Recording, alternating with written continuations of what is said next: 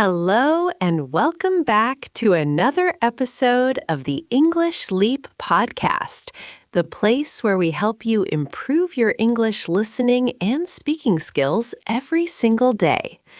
I am your host, and I am so excited to be here with you today because we have a very important topic to discuss. Today, we are going to talk about how to train your brain to think in English. This is one of the most common questions I receive from students all over the world. Many of you have told me that you understand English when you hear it, but when you try to speak, you feel stuck. You feel like your brain is working too hard. You are translating every single word from your native language into English, and this makes you feel tired and frustrated. Today, we are going to change that. We are going to learn how to stop translating and start thinking directly in English. Let us begin by understanding why thinking in English is so important for your journey to fluency. When you translate in your head, you are doing double the work. Imagine you want to say a simple sentence about the weather. First, you think of the sentence in your own language. Then your brain acts like a dictionary. You look for the English word for sun, then the word for hot, and then you try to put them together using English grammar rules. This process takes time. By the time you are ready to speak, the conversation has moved on. This is why you might feel slow or nervous. However, when you think in English, the words come out naturally. You see the sun, and your brain immediately says, "It is sunny." There is no middle step. This is the goal we want to achieve together today. To start this process, we must understand that your brain is like a muscle. If you want to run a marathon, you do not start by running 40 kilometers on your first day. You start with a short jog. The same is true for your brain. You cannot expect to think in complex philosophical English sentences immediately. We must start small. The first step is to label your environment. This is a very simple exercise that you can do right now, wherever you are. Look around you. What do you see? Do not say the word in your native language. Look at an object and think of the English word. If you see a table, think table. If you see a phone, think phone. Do this for 5 minutes every day. It sounds simple, but you are building a direct connection between the image and the English word. Once you are comfortable with single words, we need to move to the next level. We need to start thinking in simple phrases. Instead of just looking at the table and thinking, table, I want you to add one adjective. Look at the table and think, wooden table or big table. Look at your coffee and think, pot coffee. This exercise helps your brain understand that English words belong together. You are not focusing on grammar rules or textbooks. You are focusing on the reality in front of you. This is how children learn their first language. They do not study grammar books. They look at the world and name what they see. We are going to copy that natural process. Now, let us try something a little more active. I call this the narrator technique. Imagine that your life is a movie, and you are the narrator. As you go through your day, I want you to describe what you are doing in simple English sentences. For example, when you are making breakfast, say to yourself, "I am opening the fridge. I am taking out the eggs. I am cooking the eggs." You do not have to speak out loud if there are people around you. You can say these sentences silently in your head. The important thing is that you are creating a constant stream of English thoughts. This keeps your brain in English mode for longer periods of time. Many students tell me that this is difficult because they do not know all the vocabulary. They say, I want to describe my cooking, but I do not know the word for this specific pan I am using. This is actually a great opportunity to learn. If you do not know a word, do not stop thinking in English. Instead, use simple words to describe it. If you do not know the word for frying pan, you can think, I am using the metal thing to cook. This is a skill called circumlocution, and it is very useful for fluency. It teaches your brain to be flexible and to find solutions without switching back to your native language. Let's go deeper into the psychology of this process. One reason we translate is because we are afraid of making mistakes. We want our English sentences to be perfect, just like our sentences in our native language. But you must give yourself permission to make mistakes. When you are thinking in English, nobody can hear you. It is a safe space. It does not matter if your grammar is wrong inside your head. The goal is flow, not perfection. If you think, I go to store yesterday, instead of I went to the store yesterday, that is okay. You are still thinking in English. Over time, as you listen to more podcasts like this one, your brain will naturally correct the grammar. Another powerful technique is to change your phone and computer settings to English. We spend hours every day looking at screens. If your phone is in your native language, your brain is constantly switching back and forth. But if your calendar, your social media, and your settings are in English, you are forced to think in English to navigate your life. When a notification pops up, you read it in English. When you look for a setting, you search in English.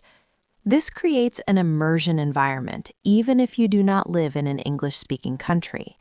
It surrounds you with the language so that your brain has no choice but to adapt.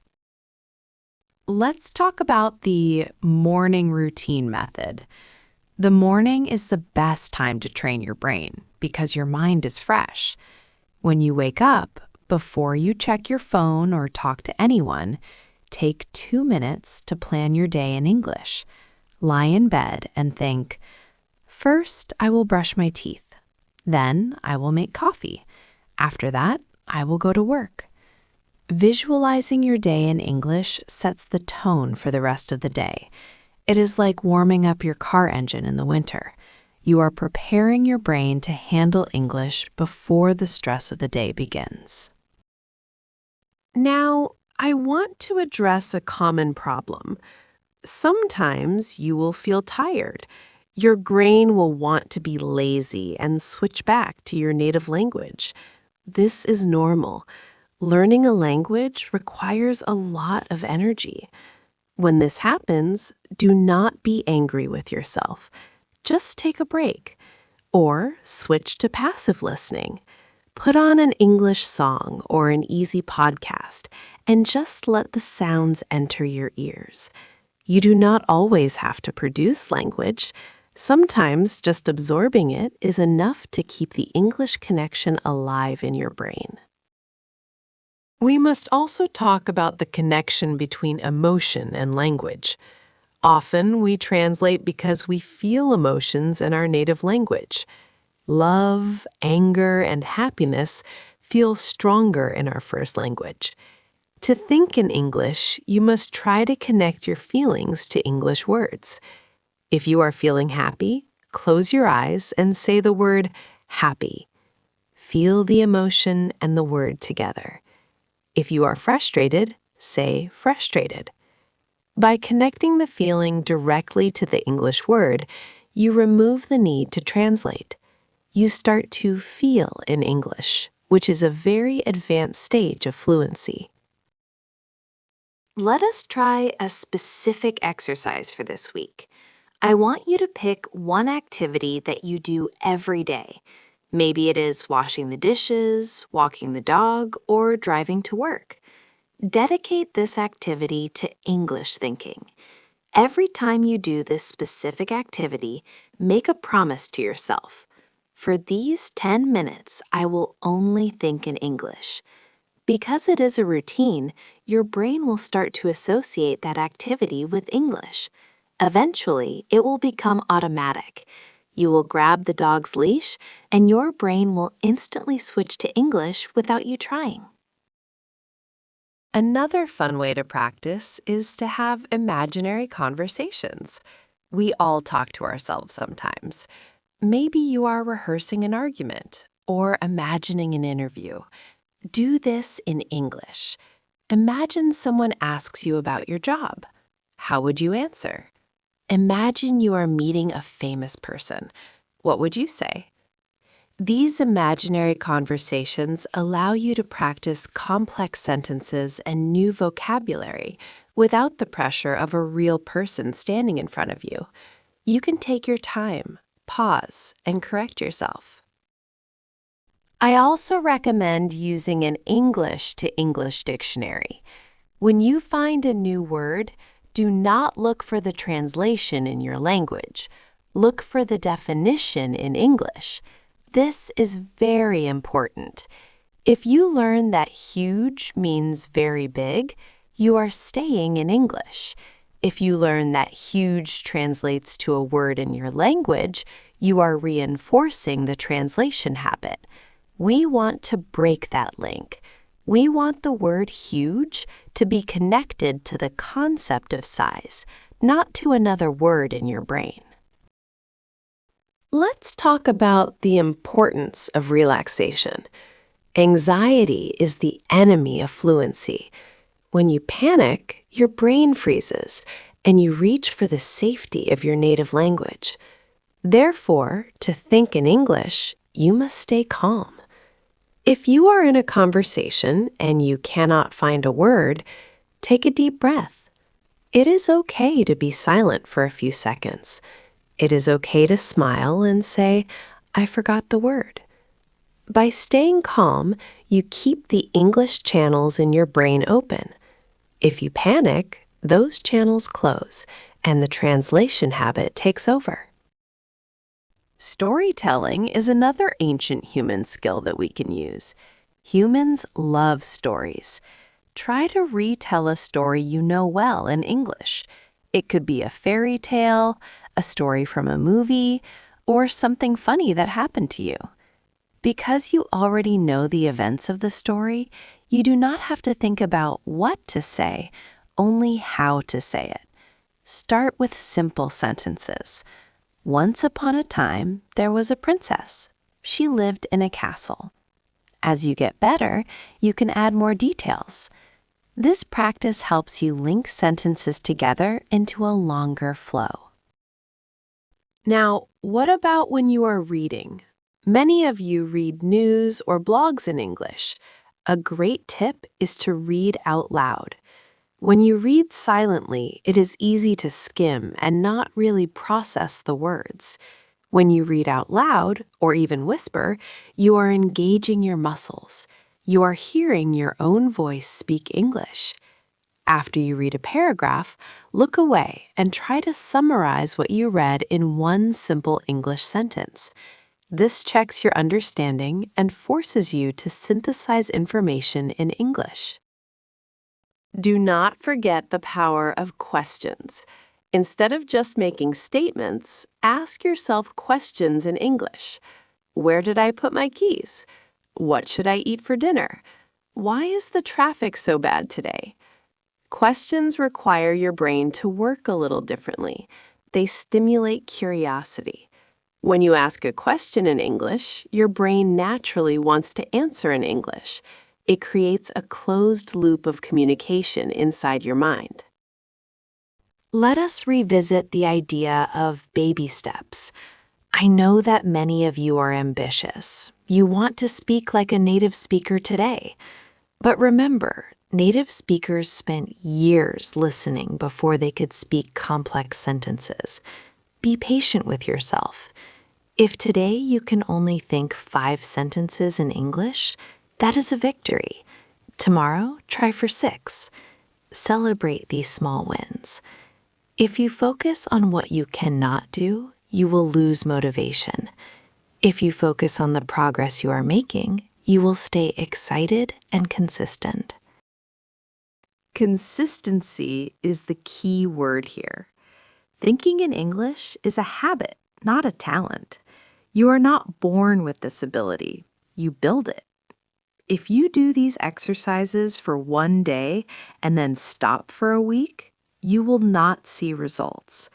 It is better to practice for 5 minutes every single day than for 2 hours once a week. Your brain needs the daily reminder. It needs to know that English is now a part of your daily survival and routine. Here is a strange but effective tip. Guessing games. Look at people on the street or in a photo. Try to guess their story in English. That man looks busy. He is wearing a suit. Maybe he is a lawyer. He is walking fast. This is a creative exercise. You are observing the world and creating a narrative. It forces you to access vocabulary about clothing, emotions, jobs, and actions quickly. It is a fun game that makes the language learning process feel less like studying and more like playing. We should also talk about the echo method. When you are listening to this podcast or watching a movie, try to repeat what you hear in your head, not out loud, just internally. If I say, "The weather is beautiful," echo that in your mind. The weather is beautiful. This helps you internalize the rhythm and the intonation of the language. English has a specific music. By echoing it in your mind, you are tuning your brain to that frequency. It helps the language feel less foreign and more familiar. A very important point is to stop translating idioms. Every language has idioms that do not make sense when translated literally. If you translate "it is raining cats and dogs" into your language, it might sound crazy. Instead of translating, try to visualize the meaning. Visualize a heavy rainstorm. Connect the English phrase to the image of the storm. Do not connect it to the words in your native language. This visual connection is much faster and more accurate than linguistic translation. Let's discuss the role of sleep. It might sound funny, but your brain processes what you learned while you sleep. Some students tell me they have started dreaming in English. This is a wonderful sign. It means your subconscious mind is comfortable with the language. To encourage this, try reading a little bit of English or listening to a soothing English story right before you go to sleep. The last thing your brain processes before sleep often stays with you.